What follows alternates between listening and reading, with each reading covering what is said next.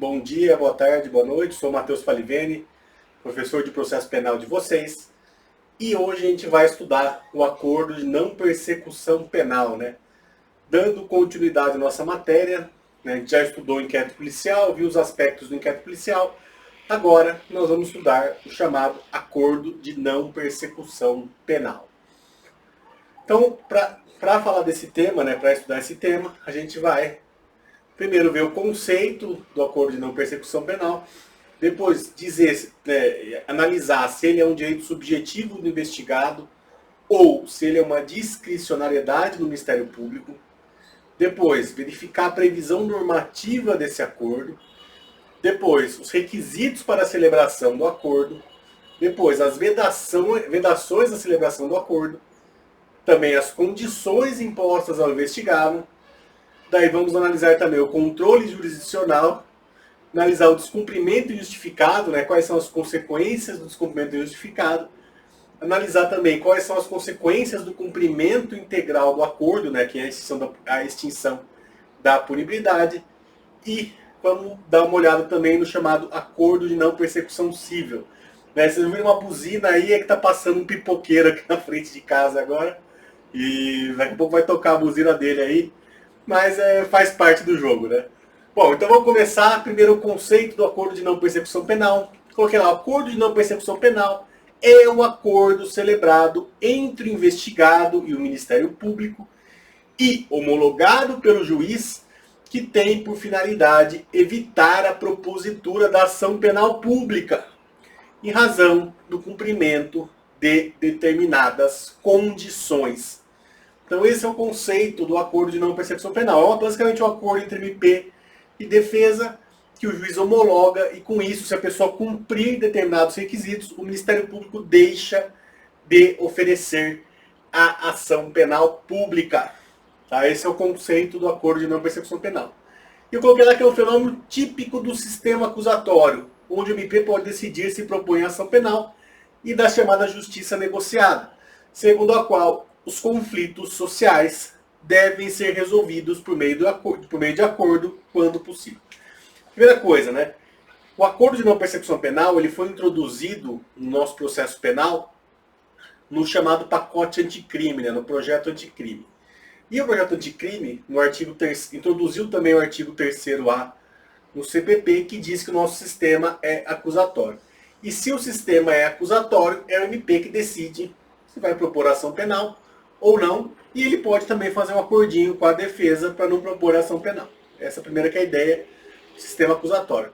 Segundo, isso aí tem a questão da chamada justiça negociada, que é a ideia de que sempre que possível os conflitos sociais devem ser resolvidos por meio de uma negociação, né, por meio de um acordo. Que isso facilita, torna mais rápido, mais eficiente a justiça. Então essas são as duas ideias principais.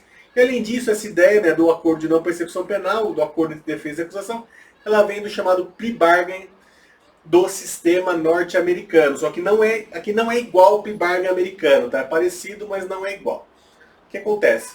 Aqui no Brasil, esse acordo se dá antes do início do processo, antes do oferecimento da denúncia e do recebimento da denúncia, que é o que daria início ao processo.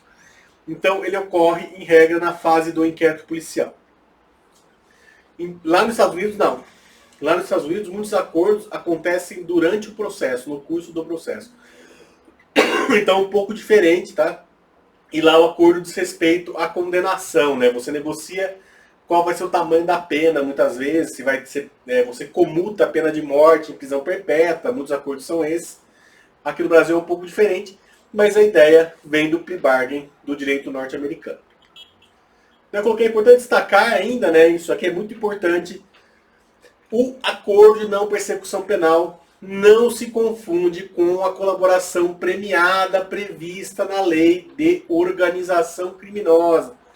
Tá, o acordo de não persecução penal que a gente vai estudar hoje é uma coisa, a colaboração premiada, que também é um tipo de acordo, é outra coisa, tá? Porque na colaboração premiada, o indivíduo ele negocia com o MP determinados benefícios em troca de provas contra outros membros da organização criminosa. Aqui na não persecução penal, não. Você não tem que entregar prova nenhuma para o MP. Você simplesmente faz o acordo. Então são bem diferentes, tá? Inclusive a colaboração premiada é bem mais complexa. Daí, primeira pergunta que a gente tem que fazer. O acordo de não persecução penal, ele é um direito subjetivo do investigado ou ele é um ato discricionário do promotor, do MP? O MP pode escolher se vai colocar ele ou não. Coloquei lá, assim como ocorre com a suspensão condicional do processo, prevista no artigo 89 da Lei 9.099 de 95, o acordo de não persecução penal deve ser considerado como um direito subjetivo do investigado. Dessa forma, presentes os requisitos legais, o MP, o Ministério Público, está obrigado a oferecer o acordo e, havendo recusa, aí está escrito recuso, mas é recusa, poderão os autos ser remetidos ao órgão superior nos termos do artigo 28A, parágrafo 14 do Código de Processo Penal. Vou arrumar isso para colocar lá nos slides, colocar no arquivo. Tá? Então o que acontece? É um direito do investigado. Então, se estão presentes os requisitos para oferecimento do acordo de não persecução penal, o membro do Ministério Público não pode querer não oferecer. Ele está obrigado a oferecer, porque é um direito do investigado. Continuando, previsão normativa, tá? Esse acordo de não persecução penal está previsto no artigo 28A do Código de Processo Penal. Então, eu sugiro que vocês leiam, tem que ser um código atualizado já com o pacote anticrime, mas eu sugiro que vocês deem uma lida no artigo 28A, que é o que trata do acordo de não persecução penal. Essa é a previsão normativa disso. Além disso, antes mesmo da introdução no código, você tinha duas resoluções do Conselho Nacional do Ministério Público que tratavam sobre o tema. Elas ainda estão em vigor, que é a Resolução 81/2017 e a Resolução 183/2018 do CNMP. Basicamente, o Código de Processo Penal, na verdade, o legislador introduziu no Código de Processo Penal aquilo que estava disposto nessas resoluções do Conselho Nacional do Ministério Público. Porque a redação do Código de Processo Penal é extremamente parecida com a redação dessas resoluções. Então, eu sugiro a leitura do artigo 28, a resolução não precisa ler, mas o artigo 28 do Código de Processo Penal, leitura obrigatória aqui para depois dessa aula. Bom, primeiro, quais são os requisitos para a celebração do acordo de não persecução penal? O que é necessário para que você possa celebrar um acordo de não persecução penal? Primeiro, que não seja o caso de arquivamento do inquérito policial. Tá? A primeira coisa, o primeiro requisito é que não seja o caso de arquivamento. Porque se for o caso de arquivamento, o promotor, o membro do Ministério Público, tem que promover o arquivamento e não oferecer um acordo. Então, se o fato é atípico, se não existem provas, se está presente, outro elemento que leve ao arquivamento, o membro do Ministério Público não pode oferecer um acordo, ele deve arquivar o inquérito policial. Mesma coisa se for caso de trancamento. A gente estudou o trancamento do inquérito policial quando viu ali nosso vídeo do inquérito policial. Se for caso de trancamento, também não deve oferecer o acordo de não persecução penal. Depois, segundo requisito, esse aqui é muito importante, é o que dá mais discussão na prática. Ter o investigado confessado formal e circunstancialmente a prática da infração penal. Como eu sempre digo em direito, especialmente em direito penal e direito processual penal, não existem palavras inúteis na norma, na lei. Então, primeiro, o investigado tem que ter confessado. Tem que ser uma confissão, ele tem que admitir a prática do crime. E essa confissão tem que ser formal, não pode ser uma confissão informal. O que acontece? Não pode o acusado confessar apenas informalmente e daí na hora de ser interrogado, na fase policial, ficar em silêncio. Deixar de falar, ficar em silêncio e fazer apenas a confissão informal. Não, a confissão tem que ser formal e ela tem que ser circunstanciada. O indivíduo tem que dizer que praticou o crime como praticou. Isso é circunstancialmente, que ela seja circunstanciada. Que o indivíduo diga como praticou a infração penal. E essa confissão pode ser sobre uma infração penal. Infração penal, como vocês sabem, é um gênero que abarca tanto os crimes quanto as contravenções penais. Então aqui pode ser tanto com relação ao crime quanto à contravenção penal. O que acontece? Está tendo um debate muito grande na doutrina e na jurisprudência nos casos em que o indivíduo fica em silêncio ou nega a prática da infração penal no interrogatório da fase policial. Muitos membros do MP estão dizendo que neste caso não caberia o oferecimento de acordo, porque não teria confessado. Mas a questão aí não é que ele tem que confessar no interrogatório do inquérito policial, ele tem que confessar no termo do acordo. Porque o acordo, assim como ocorre com a colaboração premiada, no acordo de não persecução penal, ele é um contrato. E nesse contrato, o indivíduo vai ter que confessar que praticou crime e dizer por que praticou crime. Não é que ele precisa confessar antes, não. Ele tem que confessar no acordo para fazer o acordo. Pelo menos é esse meu entendimento. Vamos ver como é que a jurisprudência vai se posicionar sobre isso. Além disso, o outro requisito é que a infração penal tenha sido cometida sem violência ou grave ameaça.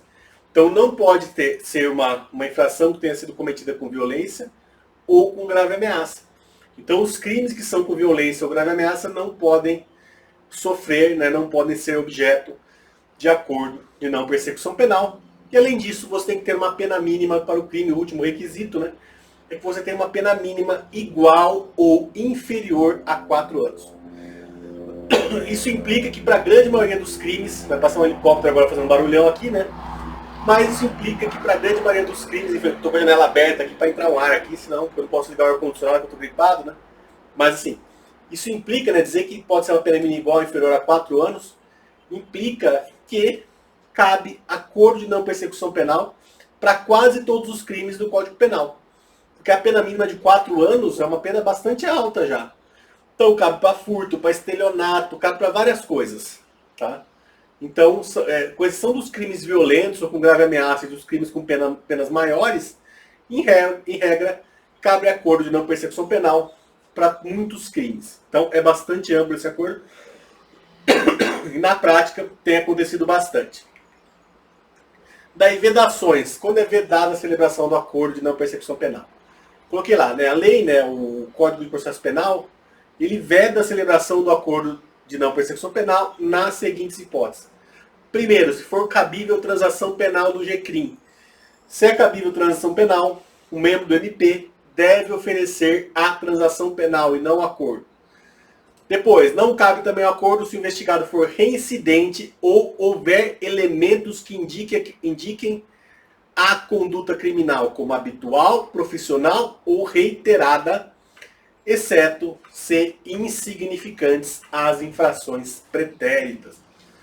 Daí depois, também não cabe acordo de não persecução penal se o agente tiver sido beneficiado nos últimos 5 anos com outro acordo de não persecução penal, com transação penal ou com suspensão condicional do processo.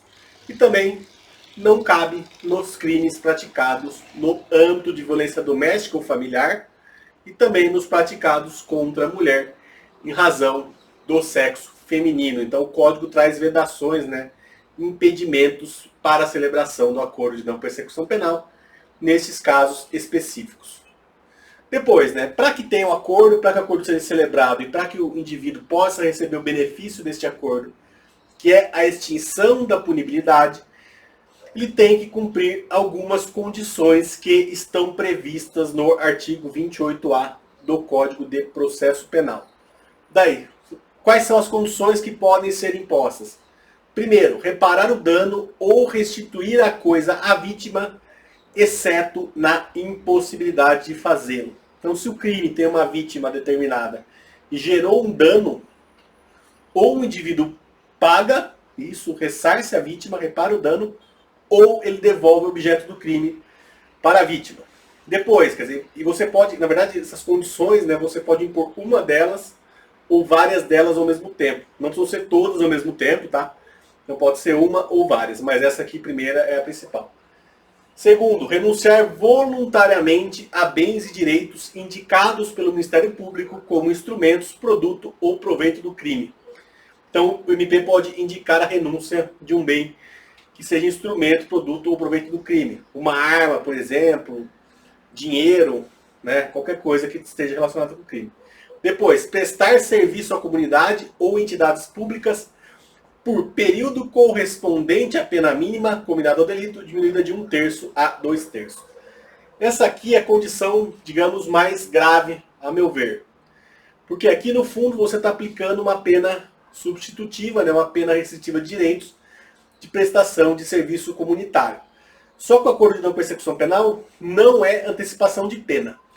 Então, apesar do Código prever essa possibilidade, eu entendo que ela deve ser aplicada só em casos excepcionais, crimes mais graves, porque isso impõe uma restrição grande à liberdade do indivíduo, que não se compatibiliza com o acordo. Quando você tem um acordo de não persecução penal, você não tem um processo para condenar ele no final. O que vai acontecer é que o MP e a defesa vão fazer um acordo. Então, por ser grave, isso eu entendo que deve se reservar só a casos excepcionais. Está tocando no telefone. No meio da gravação, deixa eu desligar ele lá só um segundinho.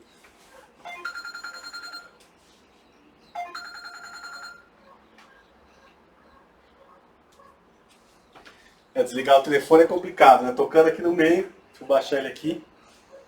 Deve ser alguém tentando vender alguma coisa para mim, né? Depois, né, outro requisito, pagar prestação pecuniária em entidade pública ou de interesse social, né? Que é você pagar uma quantia em dinheiro para uma entidade pública ou de interesse social. E depois, como último requisito, né, que pode ser aplicado sozinho ou cumulativamente com outro, cumprir por prazo determinado outra condição indicada pelo Ministério Público, deste compatível com a infração penal imputada. Então, o MP ele pode propor outras condições, que não estas previstas em lei, desde que seja compatível com a infração penal, né, desde que seja de alguma forma compatível com a infração penal. Depois, a questão do controle jurisdicional. Esse acordo de não persecução penal tem que ser celebrado por escrito, tem que conter a assinatura do membro do Ministério Público, do investigado e do seu advogado, né, da defesa. E deverá ser levado à homologação pelo juiz, né? O acordo tem que ser homologado pelo juiz. E o juiz ele pode deixar de homologar o acordo se ele considerar que esse acordo é inadequado, ou se forem insuficientes ou abusivas as condições. Se o juiz não homologar, o que ele faz? Ele devolve os autos ao Ministério Público, que tem que reformular a proposta. Tá? Isso que acontece. O juiz ele não vai poder dizer, não, você tem que propor isso aqui ou aquilo. Não, o que ele vai poder fazer é não homologar o acordo e devolver para o Ministério Público para que o Ministério Público apresente uma nova proposta.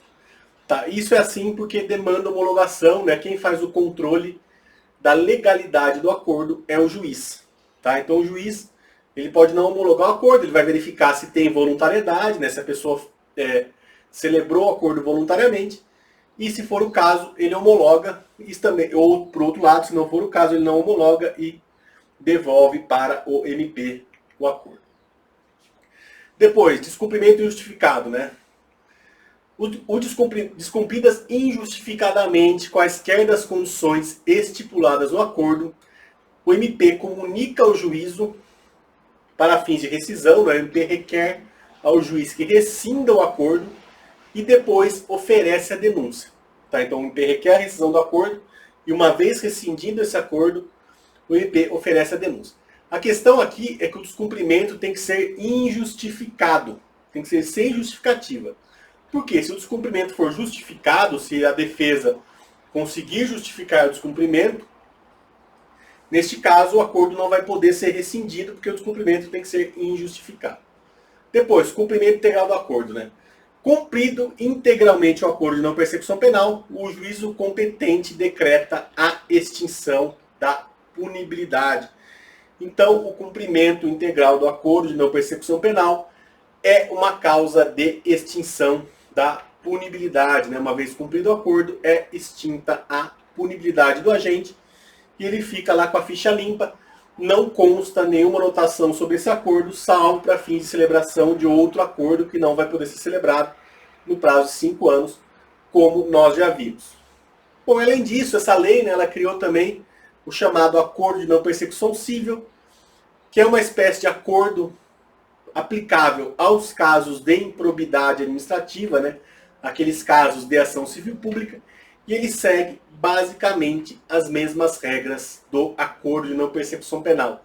Aqui é mais para vocês saberem que existe, conhecerem, né?